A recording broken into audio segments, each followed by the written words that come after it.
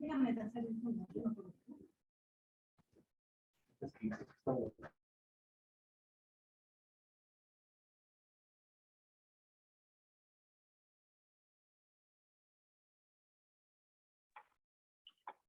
buenas tardes a todas y todos. Les damos la cordial bienvenida al programa de formación continua, garantías jurisdiccionales y en motivación y razonamiento judicial, en el que se encuentran participando juezas, jueces, fiscales, defensores públicos, secretarios y ayudantes judiciales. Este programa de formación continua se lleva a cabo gracias a la articulación interinstitucional entre la Escuela de la Función Judicial del Consejo de la Judicatura y el Centro de Estudios de Difusión de Derecho Constitucional CEDEC de la Corte Constitucional del Ecuador. Les recordamos visitar nuestra aula virtual, donde podrán encontrar los videos de las ponencias, materias de lectura y la evaluación por módulo. Si no recuerdan su contraseña, por favor pueden enviarnos un correo electrónico a escuela.judicial@funcionjudicial.gov.es para resetear la misma. Antes de iniciar con la última capacitación del día de hoy, saludamos a Daniel Guijarro, subdirector académico de la Escuela de la Función Judicial, quien esta tarde se dirigirá a nosotros. Daniel, bienvenido, tienes la palabra. Muchas gracias, Diana. Bueno, muy buenas tardes con todos. Soy Daniel Guijarro, subdirector académico de la Escuela de la Función Judicial, y extiendo un fraterno saludo a todos quienes conformamos la escuela también. En especial de parte del doctor Danilo Caicedo, quien es nuestro director, quien también estuviera gustoso de estar con ustedes, pero lamentablemente no pudo por razones de agenda. También un fraterno saludo a Daniel Gallegos de Herrera, director del CEDEC, y a la doctora María Eugenia Ruiz, que es parte integral de la Secretaría Técnica Jurisdiccional y la formadora que nos acompaña esta tarde. De igual manera, ofrezco un caluroso saludo a los discentes que nos acompañan, señoras juezas, jueces, fiscales, defensores públicos y los servidores judiciales que nos acompañan. La Escuela de la Función Judicial está enfocada en contribuir con el fortalecimiento de la institucionalidad de la función. Por tal motivo, ha desarrollado y sigue desarrollando varios procesos y programas académicos dirigidos a jueces, fiscales, defensores secretarios y ayudantes judiciales. Con la aprobación de nuestro plan anual de 2022, que nos encontramos ejecutando actualmente, en lo que respecta a la parte de formación continua, coordinamos y articulamos el desarrollo del proceso académico en dos aristas. En primera instancia, con nuestros jueces formadores, y por otra con el Centro de Difusión de Estudios Constitucionales, pertenece a la Corte Constitucional del Ecuador. Nos complace resaltar que este programa se ha desarrollado desde el mes de febrero y nos encontramos realizando despliegues hasta la presente fecha y posteriormente hasta finalizar este presente año. En concreto, el programa de formación continua que nos reúne, garantías jurisdiccionales de motivación y razonamiento judicial, fue un proceso académico organizado por la Escuela de la Función Judicial y en coordinación con el Centro de Difusión de Estudios Constitucionales de la Corte, considerando el cumplimiento de la resolución número 024-2021 del Consejo Directivo de la Escuela de la Función Judicial.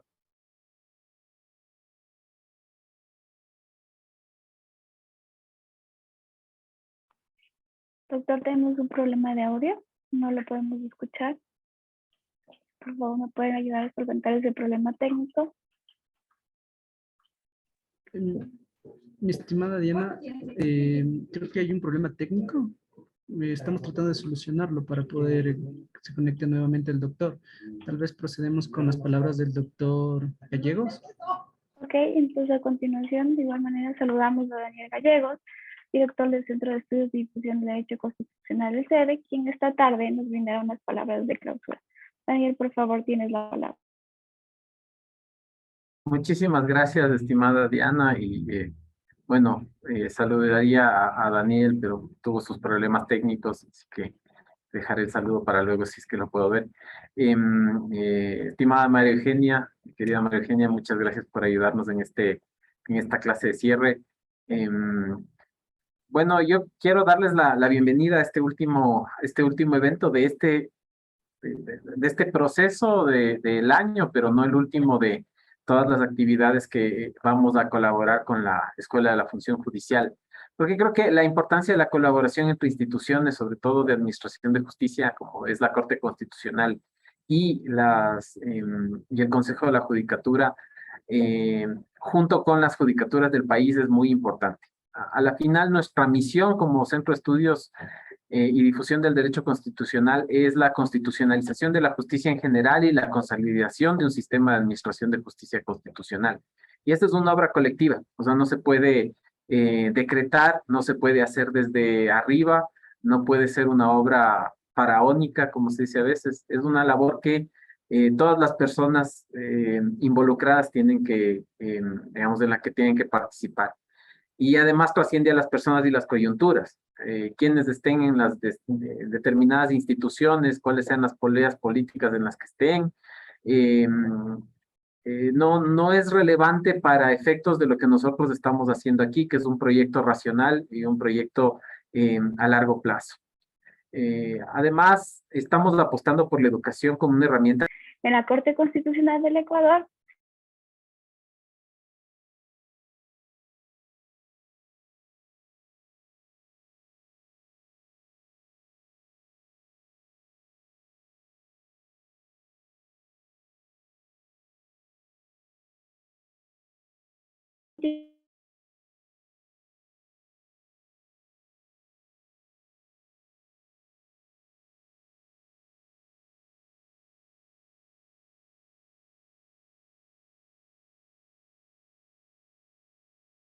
de este evento que veo que tiene gran magnitud y gran acogida.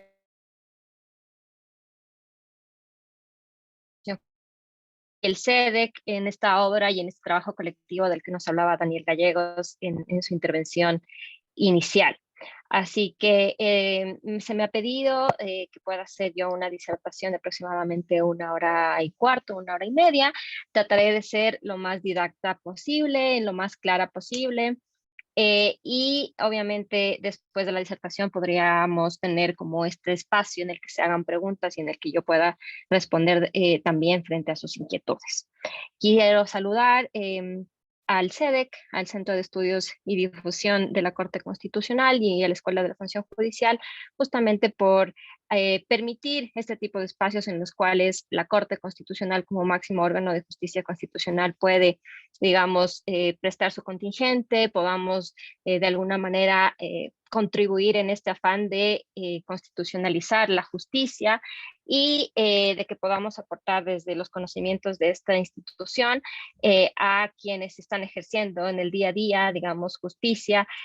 como son ustedes, defensores, defensoras públicas, fiscales y jueces y juezas de nuestro país. Entiendo que este es el acto de clausura, así que espero que sea un cierre positivo y un cierre de lo más productivo. Lo que quiero es ya comunicarles, y aquí quisiera más bien ya la colaboración de Diana,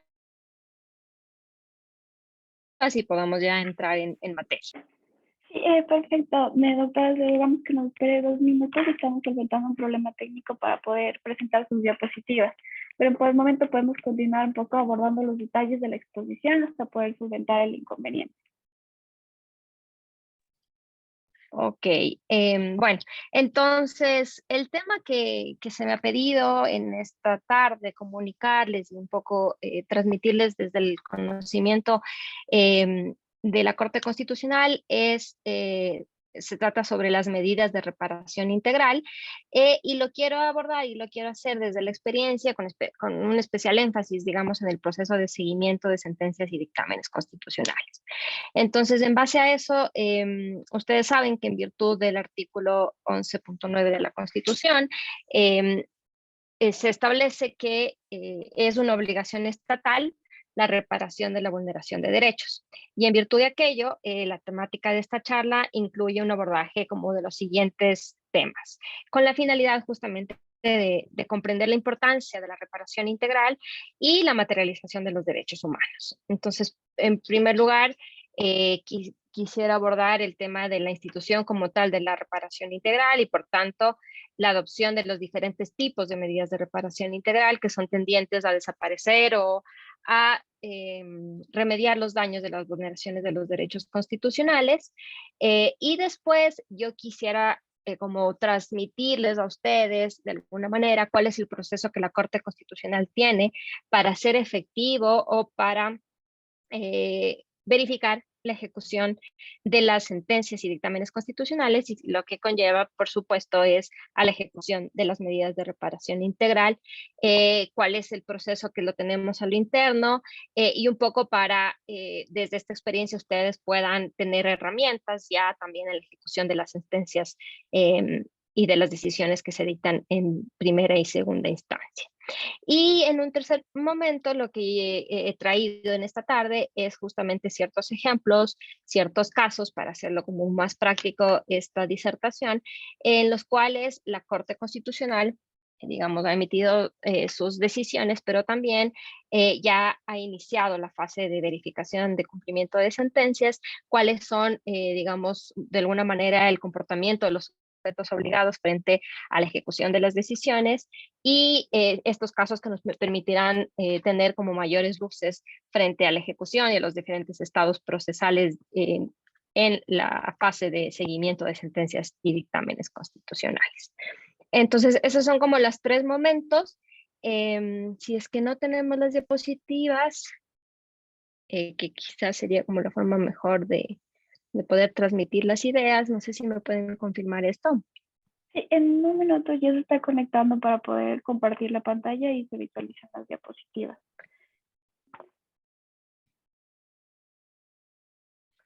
Bueno, mira, me parece que ahí... Sí, ya estamos compartiendo pantalla. En unos momentos se debe visualizar la presentación.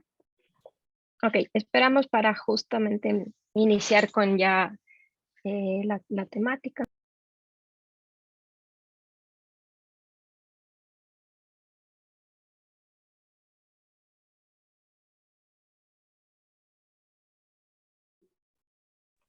Perfecto, ahí sí visualizamos Muy la bien, presentación, podemos ampliarla para continuar.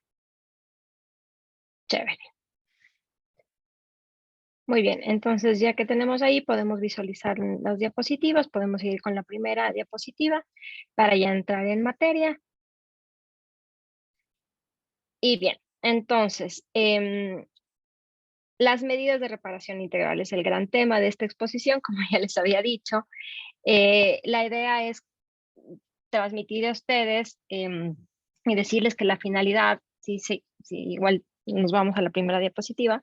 la finalidad es de restablecer, ¿no es cierto?, la situación anterior a la vulneración de derechos. Este es como el objetivo principal que persigue la reparación, es decir, que se persigue la posibilidad, ¿no es cierto?, de dejar de ocupar ese lugar de víctima de la persona a quien se puede verificar de que se le vulneró los derechos, para ser la persona que ejerza, digamos, a plenitud esos derechos. Entonces, la Corte Constitucional en este afán adopta medidas tendientes a desaparecer o remediar los daños. Esta es la finalidad, y de acuerdo al artículo 18 de la Ley Orgánica de Garantías Jurisdiccionales, lo que nos habla es que cuando se declara la vulneración de derechos, el efecto inmediato, digamos, o la consecuencia es justamente de que haya la reparación integral, ya sea por el daño material o inmaterial, y que sobre todo estos deben ser, digamos, la reparación debe ser acorde o debe tener como un nexo causal con los hechos del caso, y además que debe tener como una especie de proporcionalidad o acorde a la vulneración del derecho declarado.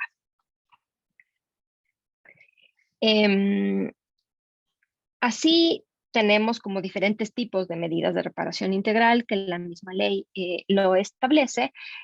Podemos ver en este gráfico, digamos, los diferentes tipos de reparación integral. Entre estos están las medidas de restitución, que comprenden la restitución del derecho que fue menoscabado o vulnerado, y entre los ejemplos como más lógicos, ¿no es cierto?, como más claros, está, por ejemplo, al tratarse de una vulneración del derecho a la libertad, está justamente el restablecimiento de la libertad. Cuando se trata de casos en los cuales se ha vulnerado el derecho al trabajo, está la reintegración al cargo o la devolución de bienes y de dinero, como los casos o los ejemplos más prácticos sobre este tipo de medidas. Cuando hablamos de medidas de rehabilitación, estas son las medidas en las cuales se dirigen a reparar aquellas afectaciones, ya sean físicas,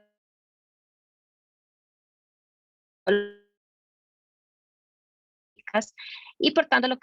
que pretende que víctimas reciban una atención integral y que tienda de alguna manera a reducir o, en el mejor de los casos, a eliminar aquellos daños. Los ejemplos más comunes son cuando, digamos, las y los jueces ordenan tratamientos psiquiátricos, tratamientos psicológicos, terapias, la misma entrega de la medicina o atenciones médicas que justamente tienden a, como les decía, a reparar este menoscabo o afectaciones de tipo físico o psicológicas. Otro tipo de medidas son las medidas de compensación o las reparaciones económicas, que en la práctica se ordenan cuando existen o se tiende a hacer cuando existen, digamos, una imposibilidad de emitir medidas de restitución o de rehabilitación. Entonces, por tanto, esta puede ser como una medida frente a la imposibilidad de emitir este tipo de medidas, o pueden ser también complementarias y que comprenden, digamos, o que atienden a reparar o a resarcir el daño material, es decir, cuando hablamos de un daño emergente y lucro cesante, o del daño inmaterial cuando hablamos de estas afectaciones o sufrimientos o menoscabos que no necesariamente son pecuniarias, o del daño moral, es decir, que el monto, como había dicho también dentro de estos principios de las medidas de reparación integral, cuando el monto deberá como de alguna forma atender al daño ocasionado, a esta proporcionalidad o a este nexo causal entre el derecho vulnerado y lo que se pretende, digamos, en la reparación integral. Por otro lado, hay otro tipo de medidas como son las de satisfacción y son medidas que tienen como un carácter más simbólico, que procuran compensar cuestiones comunitarias, sociales o de un grupo u organización social, y que sobre todo al decir que son medidas simbólicas, tienen un alcance, un impacto como público, por así decirlo, dentro de los ejemplos de este tipo de medidas de satisfacción. Están la emisión de las disculpas públicas, que tienen diferentes formatos o métodos para el cumplimiento de esta medida. La Corte Constitucional, por ejemplo, lo que ha hecho en varios de sus casos es emitir esta medida a través de la página web de determinada institución que, digamos, vulneró los derechos constitucionales, o a través de una carta directa dirigida, digamos, a la persona directamente en persona y de manera física, o puede ser a través de un medio de comunicación. Hay diferentes formatos o métodos para que se ejecute finalmente este tipo de medidas, como es la de disculpas públicas. También dentro de este tipo de medidas de satisfacción está, o sea, le incluye a la investigación y determinación de responsabilidades por las instancias competentes, ya sean cuestiones de carácter penal, civil o administrativo, en las cuales, digamos, igual tengan un nexo causal con la vulneración de derechos. Y también está la difusión y la publicación de la sentencia, en el cual también hay diferentes formas de, digamos, de emitir este tipo de medidas, o cuando también se ordena, digamos, incluir una denominación de alguna calle o de monumentos por parte de los sujetos obligados de las sentencias o de las decisiones. Y finalmente, también me permito como comunicarles de esta otro tipo de medidas que son las garantías de no repetición, las mismas que, digamos, tienen como un carácter, pueden tener diferentes alcances, que pueden ser con un carácter administrativo, legislativo, porque también dentro de estas medidas está, por ejemplo, la medida de legislar, ¿no es cierto? Ya sea como a la Asamblea Nacional o a las instancias en las que se puede generar, digamos, normativa, como los mismos gobiernos autónomos descentralizados, o incluso a la adecuación o a la elaboración de política pública tendiente a que no se vuelva a cometer vulneraciones de derechos, es decir, cualquier tipo de medida que no solo tiene una finalidad como reparatoria, sino también correctiva o preventiva para que justamente, como su nombre lo indica, tiendan a que hechos que generen vulneraciones de derechos no vuelvan a ocurrir. Por tanto, digamos, este tipo de medidas atacan como los problemas estructurales o de fondo de las vulneraciones de derechos que pueden ser incluso recurrentes por parte de determinados sujetos obligados, y que además buscan, claro, las causas de las vulneraciones y tienden a atacarlas o eliminarlas para evitar vulneraciones de derechos. Otra de las medidas, digamos, otro de los ejemplos dentro de las medidas, de las garantías de no repetición, está también la medida de capacitación, que es como una de las medidas más usadas, por ejemplo, por la Corte Constitucional al emitir este tipo de garantías de no repetición y que están encaminadas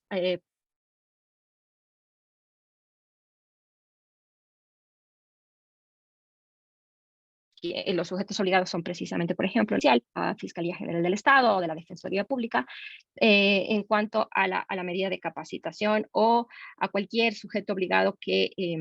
digamos que tenga, ¿no es cierto?, esta capacidad de generar o de impartir conocimientos sobre determinada temática. Si pasamos la diapositiva y una vez que hemos visto, digamos, este abanico de posibilidades o este abanico de medidas, de ejemplos de medidas de acuerdo a su tipología, es importante, bueno, entrar un poco en materia del seguimiento, como para ir viendo ya la ejecución de las medidas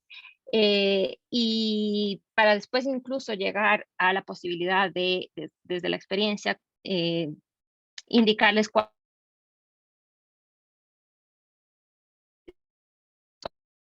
son los elementos que podrían tener estas medidas para que pues, las medidas o lo que se plasme en el papel, en las sentencias y en sus respectivas decisiones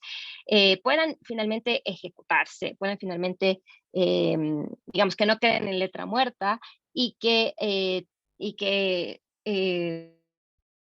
finalmente cumpla con el propósito que es el de brindar justicia a las personas o en los casos concretos.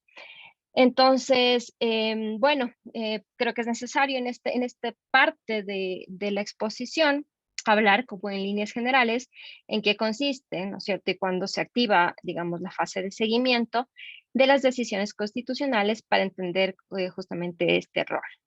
Entonces, lo que he querido es como transmitirles lo que muchos se ha dicho del seguimiento de las sentencias y un poco como entrar en este contexto para decir que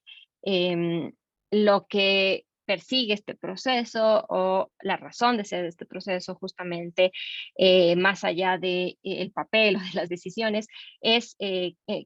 o tener esta conciencia de que en los casos digamos participan personas de carne y hueso que ansían tener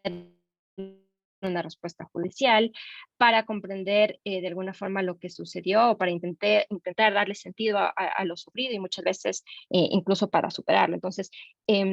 resulta ser que el proceso forjado por individuos que sin terminar de alguna forma de lidiar con un sufrimiento, ¿no es cierto? Ustedes saben más que nadie, porque lo viven día a día, se lanzan en un proceso judicial en busca de una decisión justa que preserve su dignidad. Entonces, cuando las y los jueces le dan la razón a esta persona, la sentencia es apenas como el primer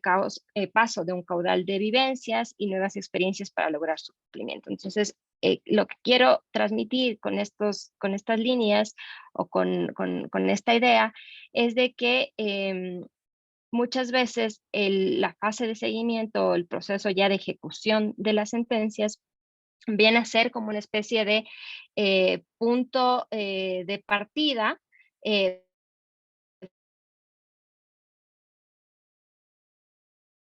o como un proceso que es nuevo para las personas afectadas y que atiende como un pilar fundamental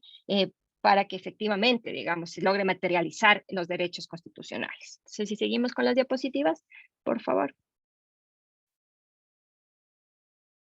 Entonces, justo lo que quiero transmitir y lo que les decía es que si bien, por un lado, la persona afectada o la víctima inicia un proceso judicial, que tiene finalmente un pronunciamiento judicial entendido como un acto de cierre, ¿cierto? Como las sentencias en este caso, en la disputa por comprender sus derechos, esto de alguna forma y simultánea o en paralelo marca el punto de arranque en las posibilidades de mejoras de las condiciones de vida de las personas o de los colectivos. Es un puente, ¿no es cierto?, que se comunica entre el formalismo jurídico y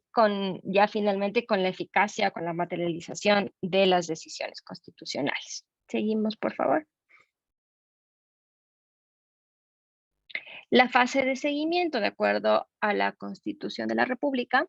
lo que nos dice es que uno de los pilares, digamos, que la Constitución establece es que los procesos judiciales solo finalizarán con la ejecución integral de la sentencia o con la resolución.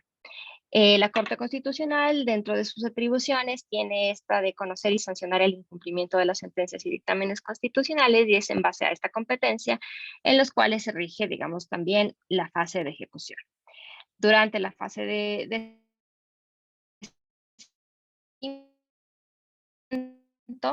se podrán ir bien con los jueces de instancia, en los que pueden expedir autos para ejecutar integralmente las sentencias, e incluso podrán, de alguna manera, de acuerdo a lo que dice la ley, es a evaluar el impacto de las medidas de reparación integral en las víctimas y sus familiares, y existe esta posibilidad, ¿no es cierto?, de modificar las medidas una vez que se haya evaluado el impacto, una vez que al analizar este impacto,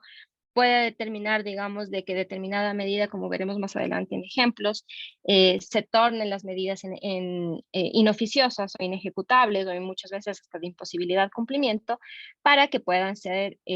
modificadas después de hacer este razonamiento y esta evaluación del impacto de las medidas. Si seguimos, por favor.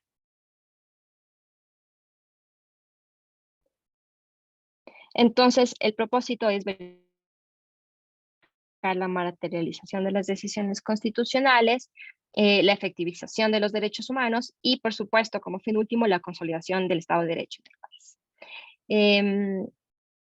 Características son esta posibilidad de que a través de autos se verifique el cumplimiento, la ejecución de las decisiones, para finalmente, una vez que se haya cumplido de manera íntegra la sentencia, ahí sí podamos, digamos, archivar los casos frente al cumplimiento integral. En este caso, en el caso de la Corte Constitucional, es a través de un órgano técnico de asesoría en el cual se hace como diferentes actividades del seguimiento, que es a través de la Secretaría Técnica Jurisdiccional, que además tiene una delegación por parte del Pleno del organismo para realizar varias actividades de seguimiento, sobre todo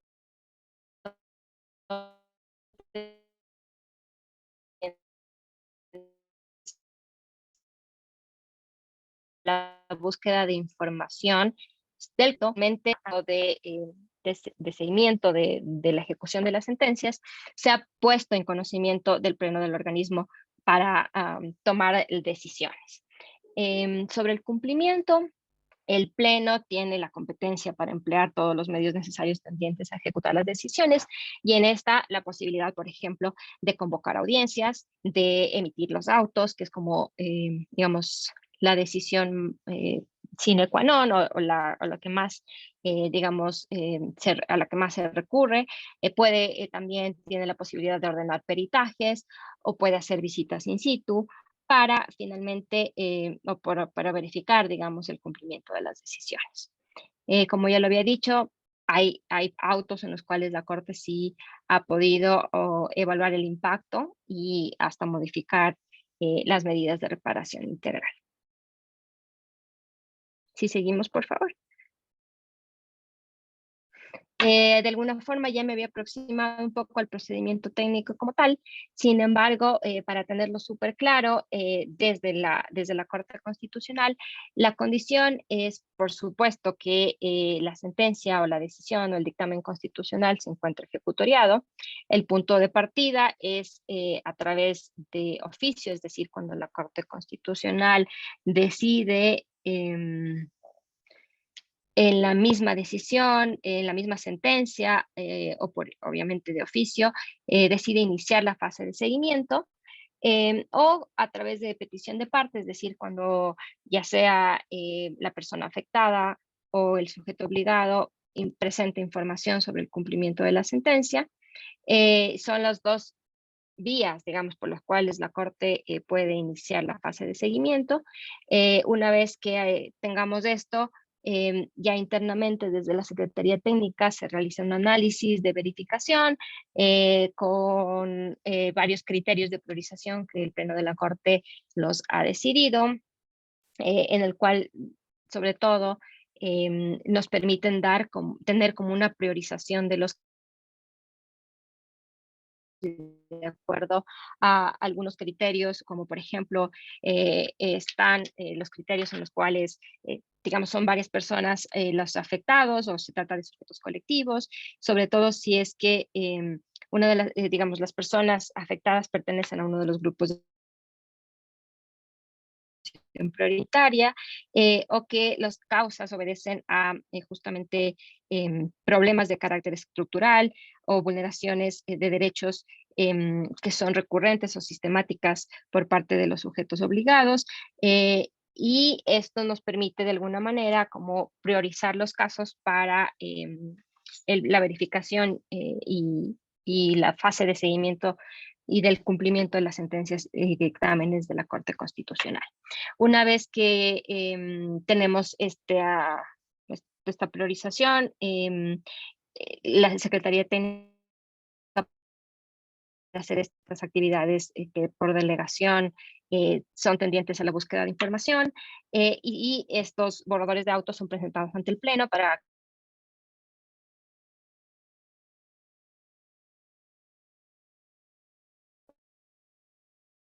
se los incluye por su agenda de los jueces constitucionales sobre estos autos y sobre el estado de cumplimiento de los casos para finalmente aprobarlos y que estos puedan ser notificados a los sujetos procesales. Los casos pueden, digamos, como en un primer momento, tener información completa y suficiente y verificar de manera integral el cumplimiento de las decisiones y este es como el ideal, digamos, para que la Corte pueda verificar el cumplimiento integral y finalmente archivar los casos, o puede ser que haya casos que son realmente complejos en la ejecución, que pueden tener trabas o que pueden tener varias circunstancias, entonces pueden haber casos en los que la Corte emita varios autos de verificación, de inicio y de verificación hasta finalmente lograr como el fin, que es el cumplimiento integral de la sentencia, o puede ser que también tengamos autos de modificación de las medidas o de hasta suspensión de la fase de seguimiento por, sobre todo cuando en el caso de la Corte Constitucional se haya presentado una acción de incumplimiento de sentencias constitucionales, la cual, digamos, prevalece sobre la fase de ejecución al tratarse de que la fase de seguimiento es un proceso, digamos, complementario frente a una acción de incumplimiento presentado en un mismo caso. Entonces, de manera general y así como,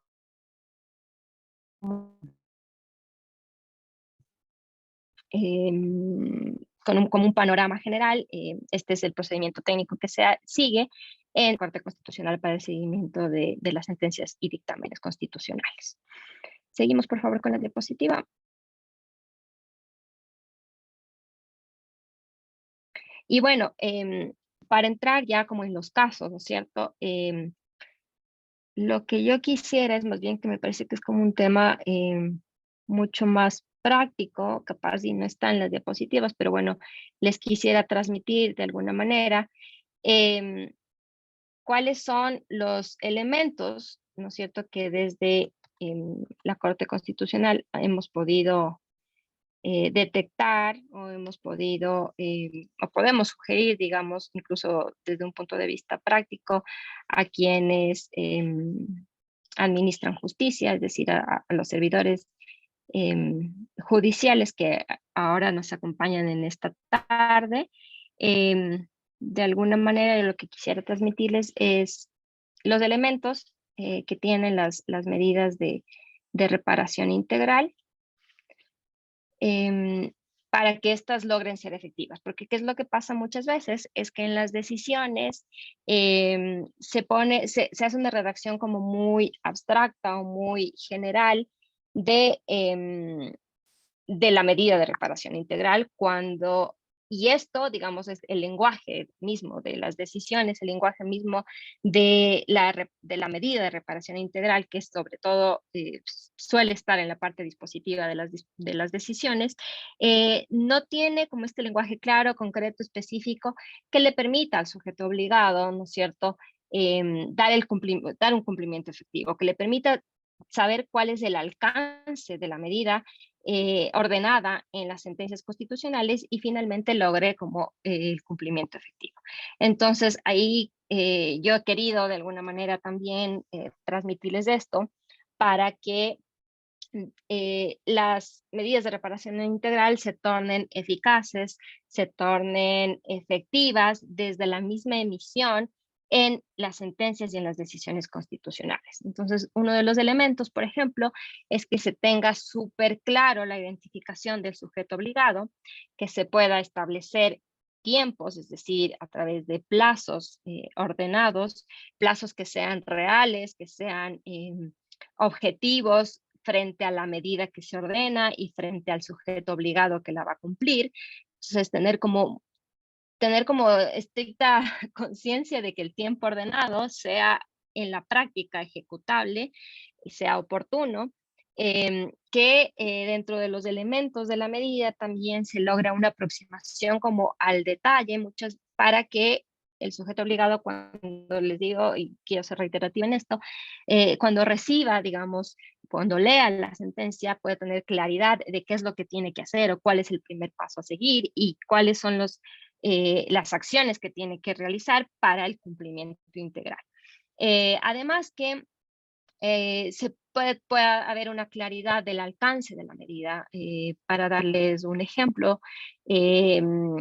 sería lo ideal, ¿no es cierto?, que dentro de la parte considerativa de las decisiones, en la argumentación o en la motivación de las decisiones, podamos ubicar ahí cuál es el alcance que tiene la medida frente al daño causado, ¿no es cierto?, por el derecho vulnerado de un caso en concreto. O sea, me refiero, por ejemplo, a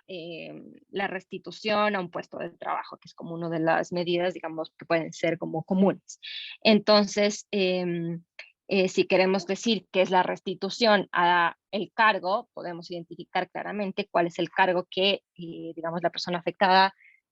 tiene que tener, digamos, para que pueda restablecerse el derecho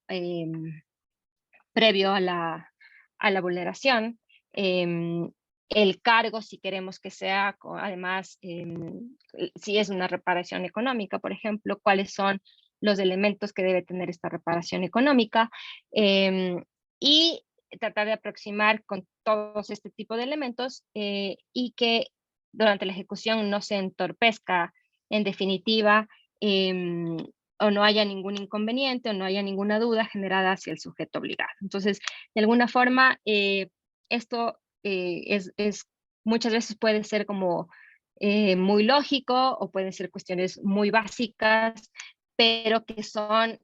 estrictamente necesarias en el momento en que estas decisiones y las mismas medidas de reparación integral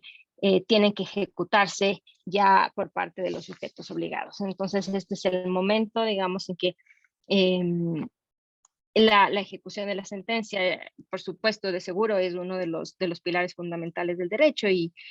pues es la medida en la que efectivamente se repara a la persona a quien se le ha vulnerado sus derechos. Y bueno, y ya para entrar a hablar sobre los casos, yo he traído, por ejemplo, 2 casos puntuales en los cuales la Corte Constitucional ha hecho ya una verificación del cumplimiento de sus sentencias y las mismas que se encuentran en verificación, digamos, todavía se mantiene pendiente la ejecución de las medidas. Entonces, yo hablaré del caso, les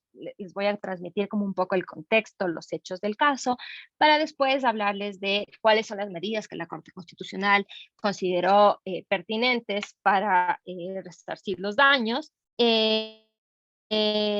Y un poco cuáles son ya sobre estos casos, un poco las trabas que hemos tenido ya en el momento de la ejecución. Igual, como sugerencia, ustedes pueden ingresar, ¿no es cierto?, a estos casos en el expediente constitucional a través de la página web de la Corte Constitucional, y ahí ustedes pueden, obviamente, tener acceso a la sentencia y a todos los autos que la Corte emite, incluso a los mismos actividades de seguimiento, como son oficios de seguimiento en los cuales pedimos información a los sujetos obligados, y toda esta práctica que podrá de alguna manera tener más luces de cómo es la ejecución de las sentencias por parte de los sujetos obligados. El caso es el 904-12 JP /19. Este caso tiene que ver es el caso denominado violencia obstétrica o negativa de atención en embarazo y violencia obstétrica. Un poco el contexto se trata de un caso en el cual una mujer embarazada es ingresada al hospital del IES con dolores de parto. Esta mujer da luz sin asistencia médica adecuada por no tener a decir de la Casa de Salud, por no tener aportes suficientes y por una supuesta falta del pago patronal. Debido a complicaciones médicas, este hospital le deriva o le remite a otro hospital y finalmente pues no logra tener como esta asistencia médica adecuada. Esta mujer embarazada presenta una acción de protección en contra del IES, la demanda es aceptada y confirmada en segunda instancia y finalmente este caso ingresa a la Corte Constitucional a través del proceso de selección y revisión de garantías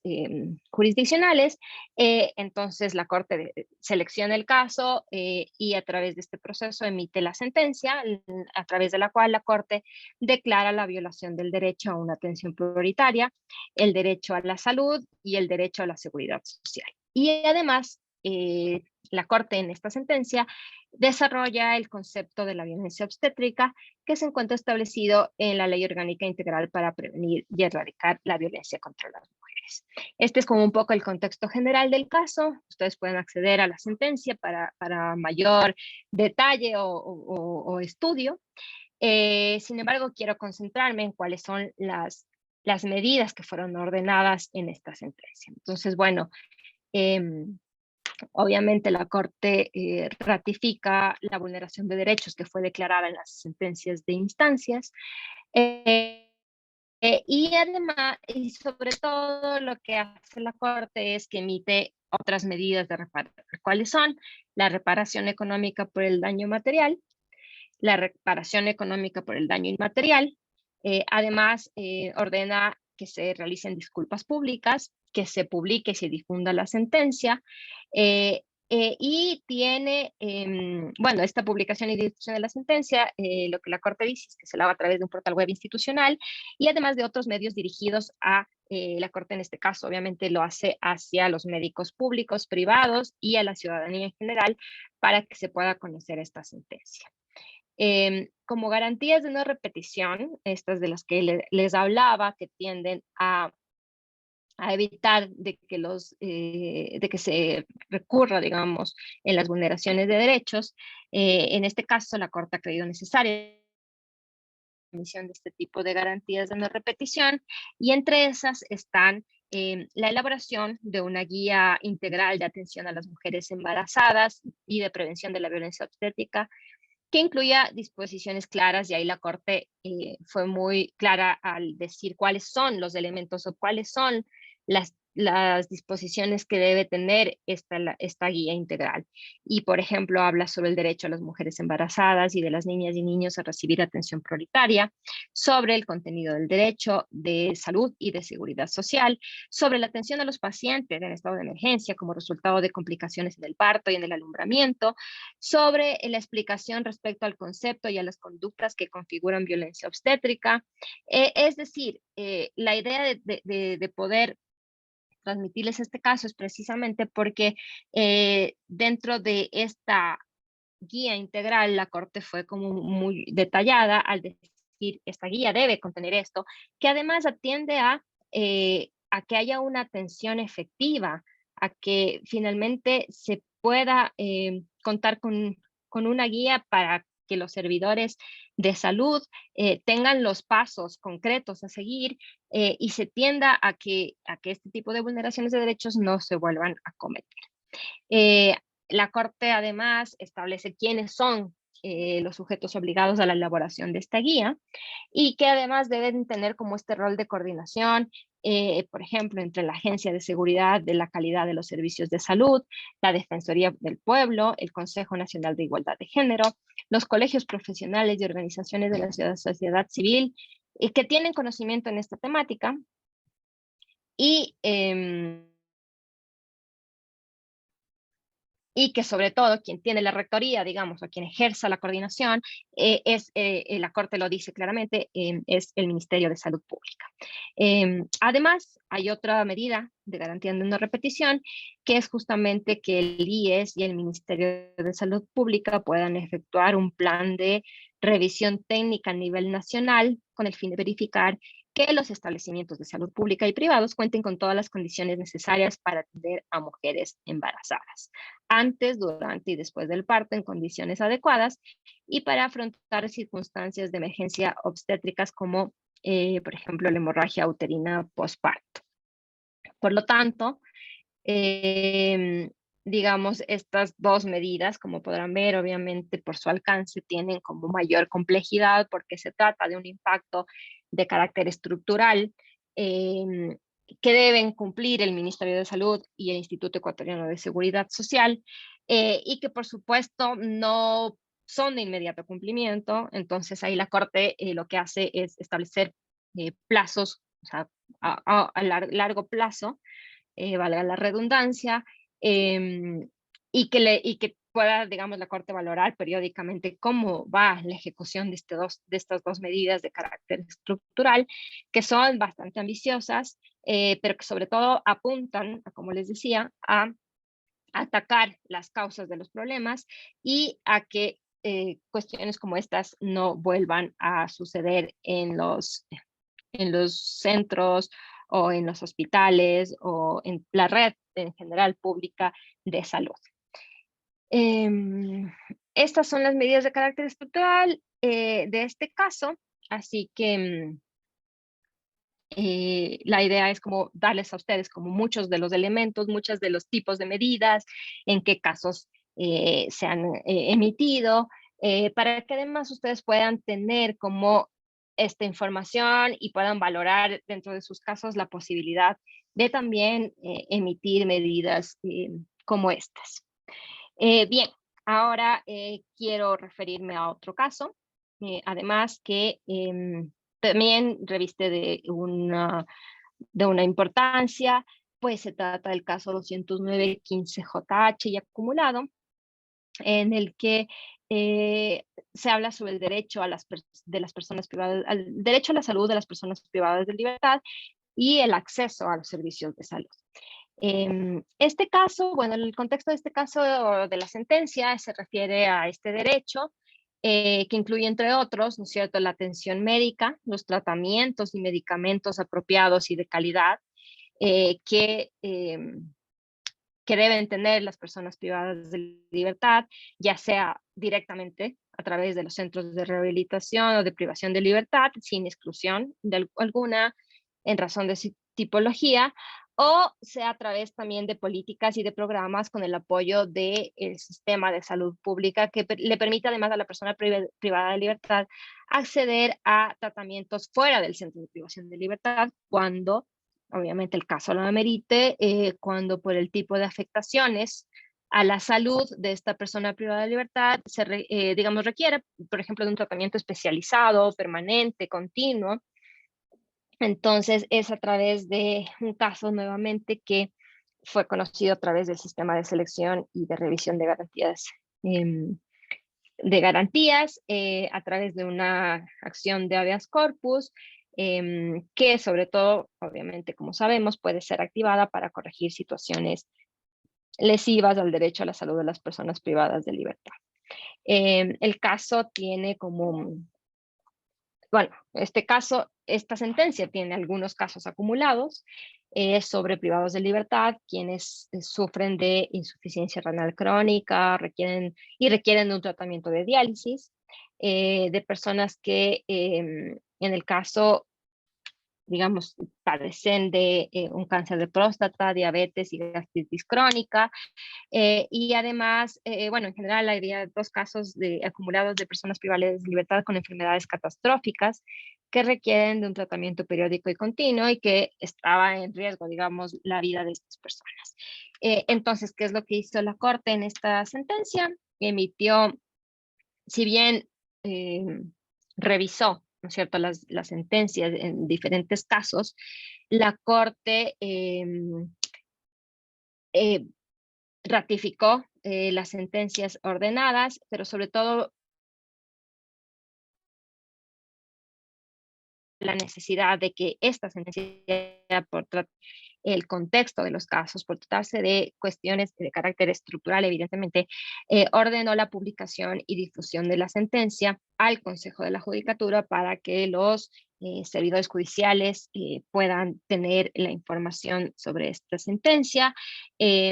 Además, ordenó la difusión a servidores del Ministerio del Interior, del Ministerio de Salud Pública, del Servicio Nacional de Atención de Personas Privadas de Libertad, de la Secretaría de Derechos Humanos, de la Escuela de la Función Judicial y de la Defensoría Pública, porque obviamente tiene que ver con el servicio que prestan todas estas instituciones en la rehabilitación social de las personas privadas de libertad, y además dispuso que la sentencia sea incluida como parte del contenido de los programas de formación de la Escuela de la Función Judicial. Entonces, este es un caso que reviste de trascendencia y de relevancia constitucional y por tanto la Corte, digamos, ordenó este tipo de medidas. Como les he dicho, estos casos pueden ser consultados por ustedes. Estos casos se mantienen en verificación, dadas los tipos de medidas de reparación integral ordenadas, y en los que ustedes pueden, digamos, acceder al estado como tal de la ejecución de las sentencias. Si pasamos las diapositivas, la idea es también transmitirles a ustedes, por ejemplo, otro caso en el cual la Corte Constitucional sustituyó una de las medidas de reparación integral. Y entonces este caso es el 2383CP /21, que tiene que ver con las mujeres en gestación y el derecho al trabajo. Entonces, para hablarles en contexto del caso, la Corporación Nacional de Eléctrica de Manabí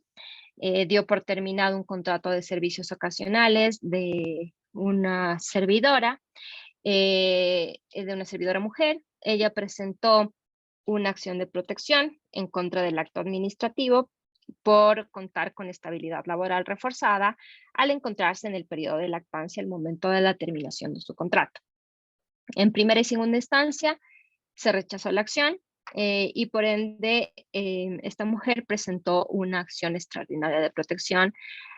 a través de la cual alegó la vulneración de derechos al trabajo, atención prioritaria y debido proceso en la garantía de motivación.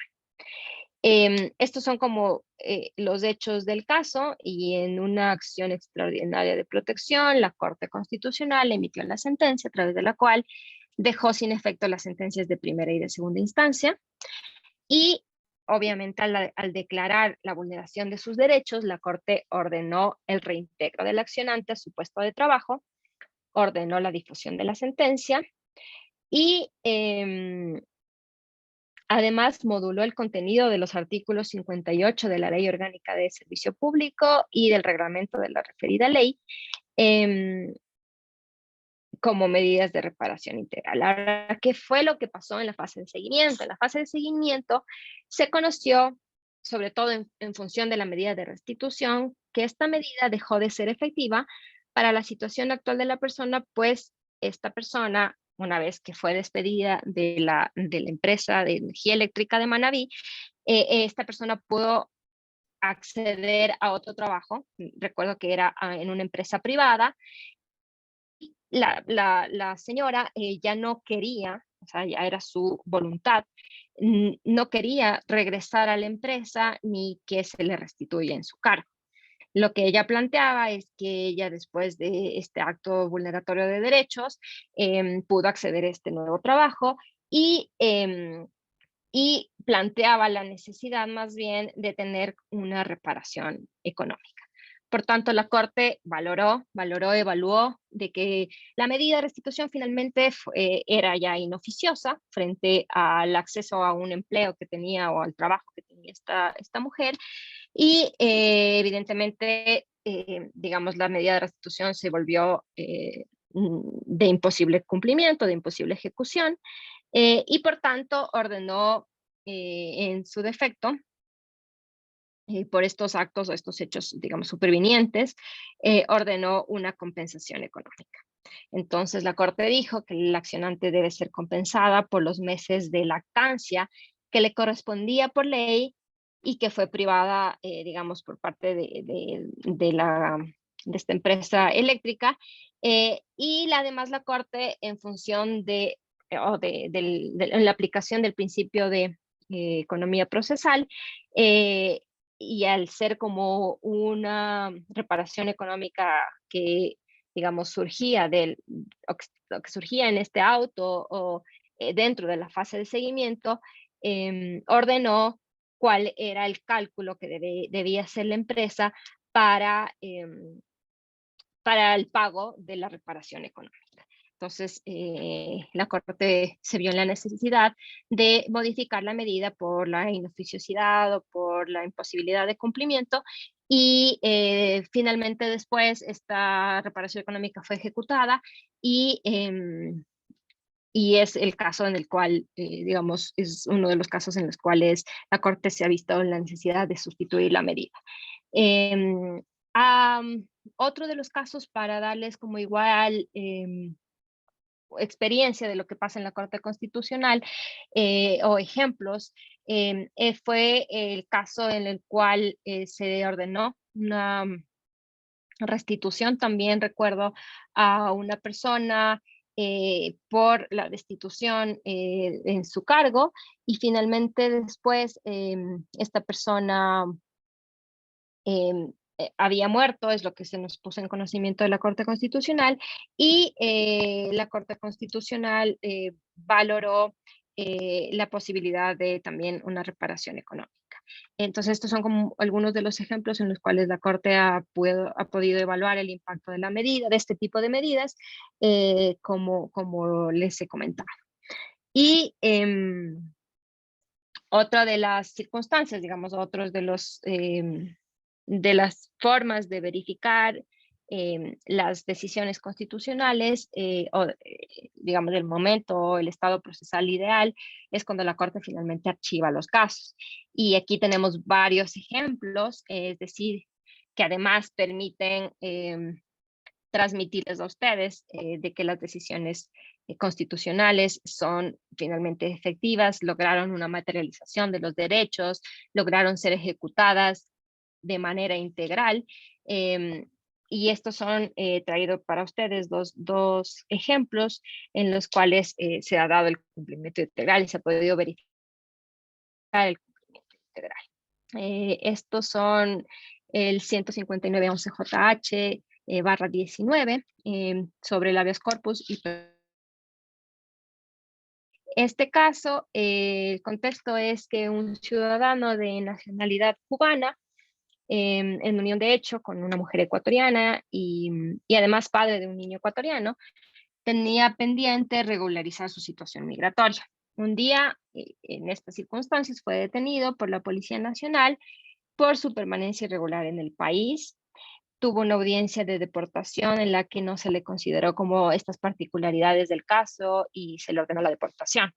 Este ciudadano cubano permaneció 3 días detenido en un lugar en condiciones precarias. Al cuarto día le trasladaron a otro lugar de detención donde permaneció como 45 días hasta que se le sustituyeron la medida de privación de libertad por la de presentaciones periódicas.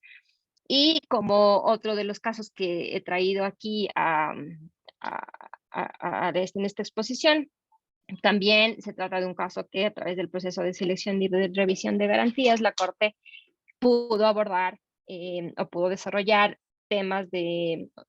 relacionados con las personas en condición de movilidad humana, sobre el derecho al debido proceso en los procedimientos de deportación, sobre el habeas corpus como una garantía como para, digamos, como una acción para garantizar la libertad de las personas en movilidad humana, sobre las condiciones de la privación de libertad de las personas en movilidad humana, entre otros temas. Y en base a esta importancia del caso, la Corte dictó varias medidas. Entre estas, la Corte ordenó al Ministerio, por ejemplo, de Relaciones Exteriores y Movilidad Humana, que resuelva directamente el trámite administrativo de otorgamiento de la nacionalidad ecuatoriana por naturalización a la persona afectada, a este ciudadano cubano, sin que esto genere costos ni recargo alguno a esta persona beneficiaria. Además, la Corte ordenó que el Consejo de la Judicatura y el Ministerio del Interior difundan la sentencia a los servidores involucrados en temas de migración, y la Corte también ordenó al Ministerio del Interior el pago de una reparación económica por los días que el ciudadano dejó de trabajar mientras estuvo privado de libertad. Finalmente, la Corte en este caso verificó el cumplimiento integral. Los sujetos obligados cumplieron con todas las medidas ordenadas, y es uno de los ejemplos en los que la Corte pudo verificar la ejecución de la sentencia. Otro caso es un caso reciente del 1497-20 JP, otro caso del proceso de selección y revisión de garantías, a través del cual la Corte pudo también desarrollar el derecho y el acceso a la educación de niñas niños y adolescentes que se encuentran también en situación de movilidad humana. Este es un caso a través del cual la Corte pudo conocer que en la provincia fronteriza del Carchi, unos niños de nacionalidad venezolana querían acceder a el ingreso a una escuela, a una unidad educativa de esta provincia, y se les había puesto muchos trabas, se les había puesto algunos impedimentos y requisitos para el acceso, para ingresar al grado que les correspondía. Sin embargo, ya después de toda esta serie de trabas, esta unidad educativa y de pedirles requisitos y documentos que además eran casi de imposible presentación por parte de los padres de estos niños, se vieron en como les tomaron un examen, de ingreso, y el cual obedecía a cuestiones de realidad nacional. Por lo tanto, obviamente, los niños no podían tener un resultado efectivo de este examen, y al tener una nota baja, estos niños pudieron acceder a un grado menor al que les correspondía tener. La Corte pudo pudo seleccionar y revisar este caso, que llegó ante la justicia constitucional en primera y segunda instancia,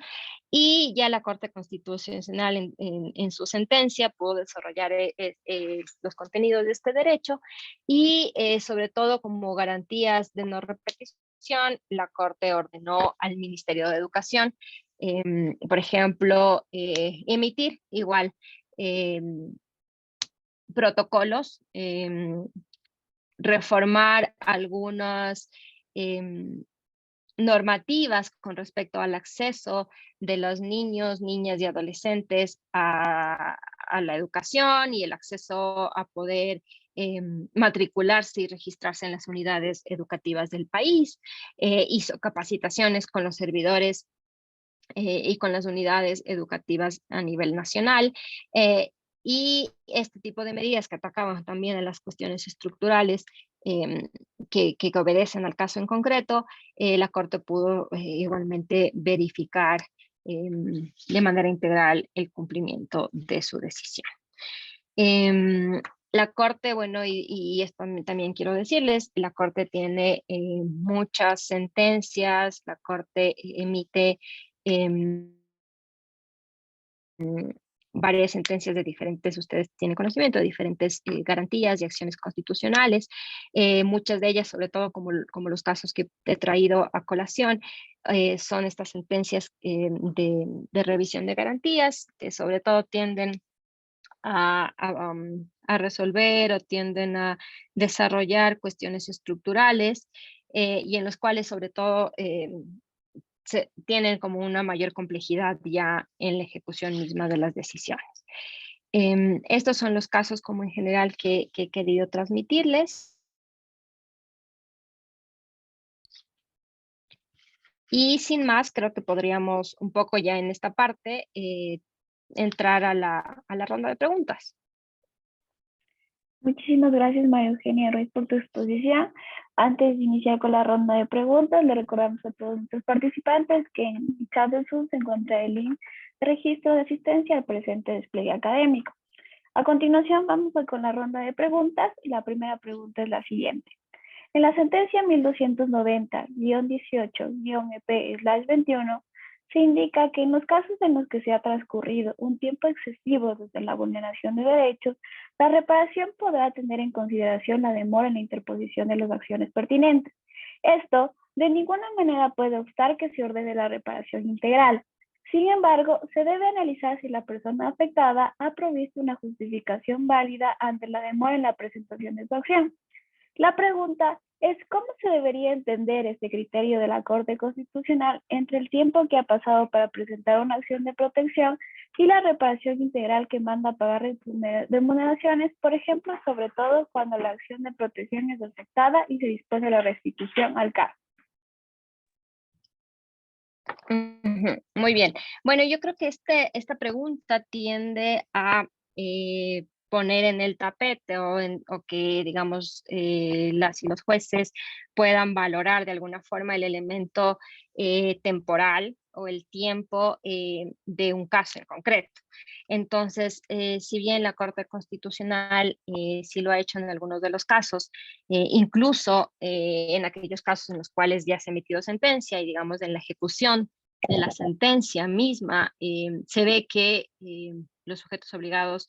tardan, ¿no es cierto?, en la ejecución de esta medida, pues sin duda este es un elemento que puede terminar ser un agravante en la misma vulneración de los derechos. Es decir, por ejemplo, cuando la Corte, por ejemplo, verifica los casos en la ejecución de determinada medida y ve que el sujeto obligado ha tardado o incurre en un cumplimiento tardío de la medida, pues la Corte además se ha visto en la obligación de emitir medidas que son como más de tipo sancionatorias, digamos, es decir, de que por el cumplimiento tardío de las medidas se pueda ordenar una investigación del porqué de la tardanza del cumplimiento de las medidas o del porqué de la tardanza en el cumplimiento en general. Entonces, si bien, digamos, en la pregunta estaba encaminada a la tardanza en la presentación de la acción, de lo que tengo entendido, o de lo que pude entender de la pregunta, lo que en muchos de los casos la Corte valora es, o toma en cuenta ya para la reparación integral, es desde el momento en que se puede acreditar la vulneración de los derechos. Por ejemplo, cuando se trata de una compensación económica, entonces la compensación económica puede, no sé, determinarse, puede calcularse, puede valorarse desde el momento mismo en que se vulneraron los derechos constitucionales, por justamente la pretensión, la finalidad o la misión de la reparación integral es que se pueda resarcir, se pueda restablecer, ¿no es cierto?, los derechos constitucionales de esta persona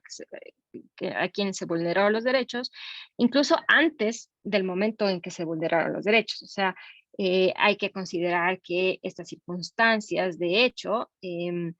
digamos, afectaron directamente a la persona vulnerada, a la persona afectada, y hay que considerar justamente de que tras de la decisión y que tras la orden de una medida tal,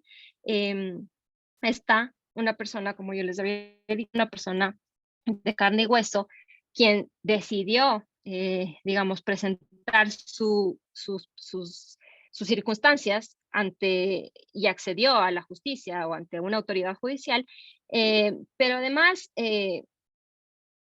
con todos los miedos que eso implica muchas veces, con todas las barreras que eso implica muchas veces, pero que pretende una respuesta judicial y que después de esa respuesta o ese conocimiento judicial, además, viene como este proceso ya de ejecución como tal de la decisión. Entonces, creo que es importante que este elemento temporal debe considerarse desde el momento en que se acredite la vulneración de los derechos. Continuando con las preguntas, tenemos lo siguiente. ¿Qué implica reparar en equidad y solo la Corte Constitucional lo puede hacer?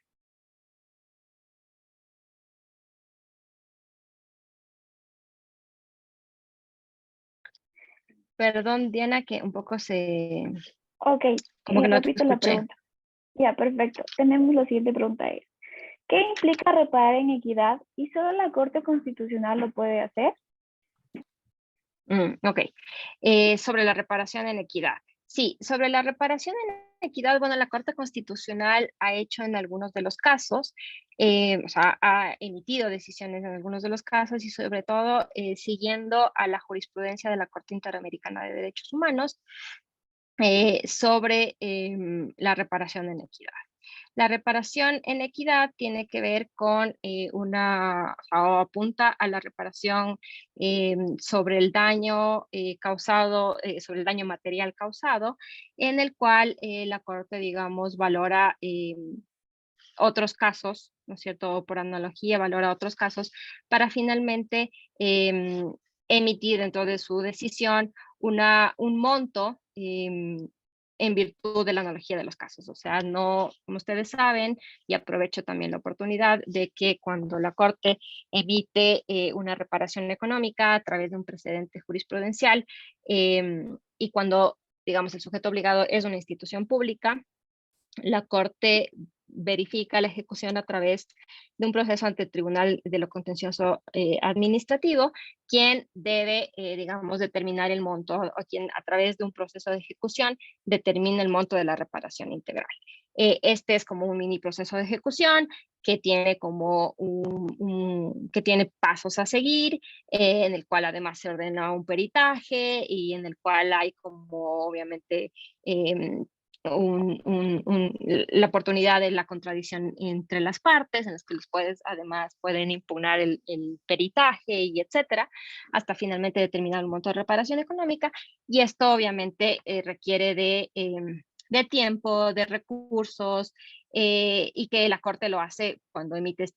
una reparación económica. Pero además, en casos puntuales en los cuales, digamos, es difícil quizás la valoración del daño como tal, como cuando se trata del daño inmaterial, la Corte, tomando la jurisprudencia de la Corte Interamericana de Derechos Humanos, ha emitido una medida de reparación económica en equidad atendiendo a otros casos análogos de la jurisprudencia interamericana, estableciendo un monto que apunta, digamos, justamente a esta compensación por el daño. Continuando, tenemos la siguiente pregunta. ¿Los jueces de instancia, cuando resuelven garantías jurisdiccionales, pueden modificar las medidas de reparación a fin de cumplir integralmente la sentencia o solo se lo puede realizar a nivel de la Corte Constitucional? Sí, la Ley Orgánica de Garantías Jurisdiccionales y Control Constitucional, en su artículo exactamente 21, establece que durante la fase de seguimiento, la jueza o juez pueda expedir autos, como les había dicho, para ejecutar integralmente la sentencia. O sea, digamos, mediante estos autos y durante esta fase, las y los jueces pueden, de garantías jurisdiccionales, pueden verificar, ¿no es cierto?, avanzar en la ejecución de las sentencias, pero además tienen esta posibilidad, y sí me refiero a todos los jueces y juezas, tienen esta posibilidad de evaluar el impacto, ¿no es cierto?, analizar, argumentar y motivar de qué es lo que pasa con la medida puntual para poder modificarla. Esto la Corte Constitucional, ustedes pueden igual revisar su jurisprudencia, pero la Corte Constitucional ha tenido muy poquísimos casos en los cuales ha podido modificar las medidas, y son ante estos casos en los cuales existe incluso una imposibilidad de ejecución. O sea, cuando ya se han agotado como todas las vías y el juez y la jueza puede de alguna manera verificar de que las medidas son inoficiosas, son de imposible ejecución, puede modificarlas por otras que igual apunten, digamos, a la reparación. Finalmente, para concluir con este espacio de preguntas, la última pregunta es: ¿qué tan importante es escuchar a la víctima a fin de materializar de mejor manera la reparación integral? Es una muy buena pregunta. Creo que esto es quizás una cuestión que se me pasó durante la exposición, pero creo que es totalmente importante, más que importante, creo que es un pilar, y es la razón de ser de la emisión de las medidas de reparación integral, poder tener, digamos, la información directa de primera mano de la víctima o de la persona afectada, para que el juez valore efectivamente qué es lo que quiere, cuál es la voluntad, cuál es la manifestación de voluntad de la víctima, y, y digamos, puede emitir medidas que justamente apunten a resarcir el daño causado. Entonces, se me ocurren las medidas de rehabilitación, por ejemplo, en los cuales se vea la necesidad de una atención médica, de una atención psicológica, incluso no solamente la víctima, sino que también puedan entrar en este derecho de la reparación las víctimas indirectas o sus familiares, a quienes también, digamos, el daño llega hacia allá. Entonces, evidentemente que es importantísimo contar con, con la información directa de la víctima para que las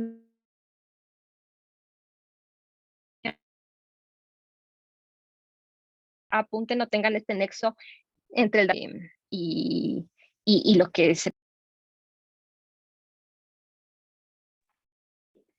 Muchísimas gracias, doctora, por su exposición del día de hoy y por abordar tan importante temática como lo es la reparación integral, y sobre todo explicarnos qué tipos de medidas de reparación existen, así como también explicarnos sobre la fase de seguimiento de sentencias y dictámenes constitucionales que realiza la Corte Constitucional del Ecuador. Una vez que ya se han solventado los problemas técnicos, queremos dar la cordial bienvenida a Daniel Guijarro, su director académico de la Escuela de la Función Judicial, que pueda dirigirnos hacia nosotros para la clausura del evento. Doctor, por favor.